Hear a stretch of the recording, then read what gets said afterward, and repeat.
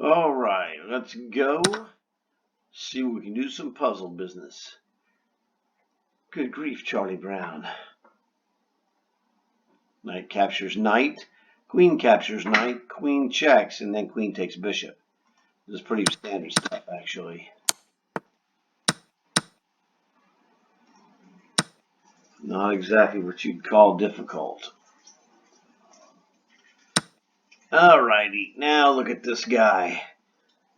We have knight takes e5 check, king to b6 to attack my rook, knight takes his rook, king takes my rook, and then knight takes the free bishop. So, I don't know, man. Pretty basic stuff. It is not a 2250 problem. I'm telling you, that's just my personal opinion. You take it for whatever it is. Okay, now, tough question. We could play bishop to b4. I mean, the situation is that his bishop is pinned two ways to both king and queen. If we play bishop to b4, then if he plays bishop takes bishop, rook takes queen check, and then queen takes bishop back, and he's dead. But he could play knight takes rook, so you got to figure out if that's anything. Well, we could just play rook takes bishop, queen takes, and then bishop to b4, and then he plays knight to c3. Then we play knight takes e4, just piling up on this knight. He plays knight over to there. What a freak. Man. You're killing me. Yeah, bishop to b4, knight to c3 is what he has, actually, as well.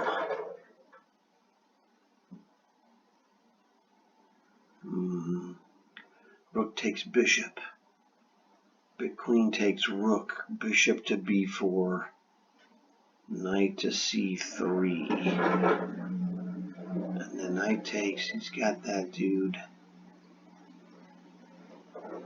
Oh, maybe we have knight takes knight.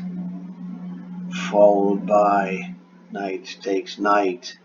Rook to e8 check. What does that do?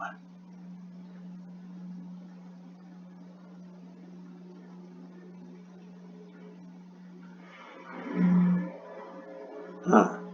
Interesting. That's looking like it might be something. Normally you sacrifice the exchange to, paralyze the piece and then bring another rook to bear. Well, actually, we could just do it straight up. We could go rook takes bishop, queen takes rook, bishop to b4, knight to c3, rook to d8. It's interesting.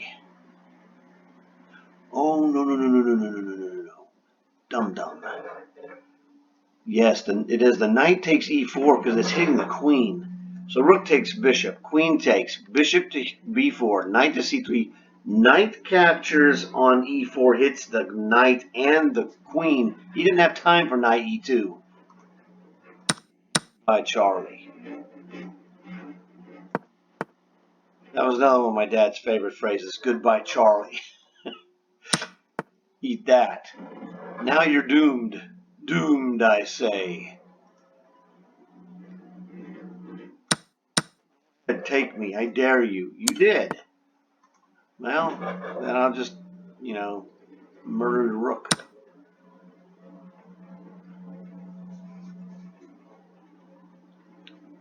Yeah, my visualization was real good until I, didn't realize I was attacking this queen when I played knight to e4. And then I realized that I was tagging his queen, and at that point he's dust. And that's why the rook sacrifice idea, which I mentioned relatively early, is so that you can change the powers of the piece that you're pinning. Because if you had that bishop there, we can't play bishop to b4. Well, we can, but knight to c3 It's what he would play. And then knight takes, he just goes, yeah, so what? Because it's a so what move. It's not attacking. It's not threatening. We were threatening to take a bishop. Ooh, good luck with that. So that's why you hit the bishop. You transfix the queen. We're going to play knight with a tempo on the queen, and that's the key. That is the crusher. At that point, his only choice is really to play knight takes knight. He's losing either way, but the swindling chances are a little better with two knights against a queen than getting your house cleaned. Well, actually, he's not house cleaned. He's just even in material, but he's multiple pawns down. So his problem is going to be the showdown. Try to avoid, queen to b5 would be instantaneously winning for black. His king is just completely naked, and he's, going to be spending his entire game struggling with the concepts of queen checks and bishop checks, and even a rook check maybe, because he's got no development. So, he probably has to play something like knight to e2, which loses because queen to f5 check. So he can't allow that to happen. He cannot stay on this diagonal, because either queen f5 or queen to b5 will get him. So he's got to move to say, I don't know, let's just go. He can't go to f3 either. It's terrible. This guy is so dead. He's got no harassing checks. He goes like queen to e3. Oh man, this guy is just asking for it. Queen to e3. You have like queen to b5 check. Just as, one harassment.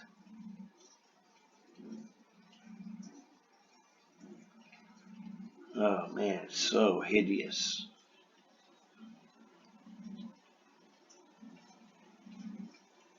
Oh, you even have like queen to f5 check, knight f3, bishop to d4. If he takes queen takes bishop, then rook takes knight.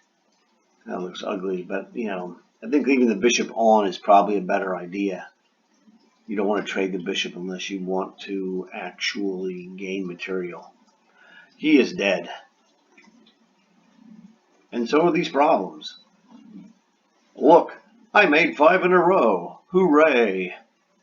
So, pretty good. What are these problems? Well, no, I only solved three today, but 1833, 2251 wasn't that tough. 2111. So that was good. Hopefully you guys learned something from these pretty good problems.